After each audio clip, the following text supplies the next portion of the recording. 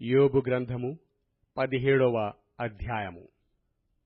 నా ప్రాణము సమసిపోయెను, నా దినములు తీరెను. సమాధి నా నిమిత్తము సిద్ధమయ్యున్నది. ఎగతాళి చేయువారు నా యొద్ద చేరియున్నారు. వారు పుట్టించు వివాదములు నా కన్నులకెదురుగానున్నవి. ఏర్పాటు చేయుము, దయచేసి నా నిమిత్తము నీ అంతట నీవే పూటపడుము. మరి ఎవడు నా నిమిత్తము పూటపడును?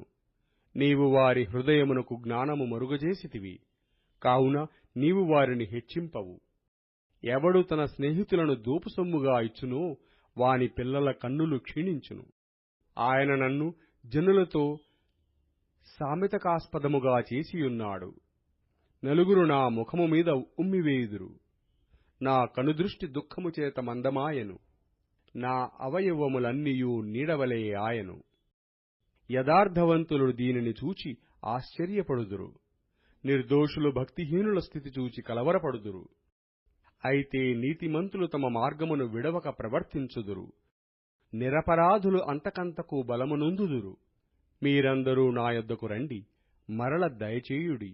మీలో జ్ఞానవంతుడొక్కడైనను నాకు కనబడడు.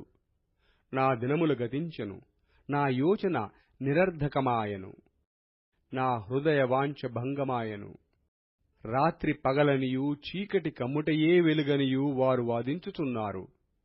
ఆశ ఏదైనా నాకుండిన ఎడల పాతాళము నాకు ఇల్లు అను ఆశయే. చీకటిలో నా ప్రక్క పరుచుకొనుచున్నాను.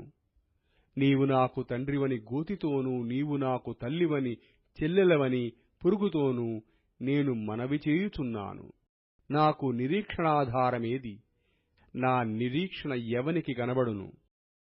ధూళిలో విశ్రాంతి దొరకగా అది పాతాళపు అడ్డకమ్ముల యొద్దకు దిగుచున్నది.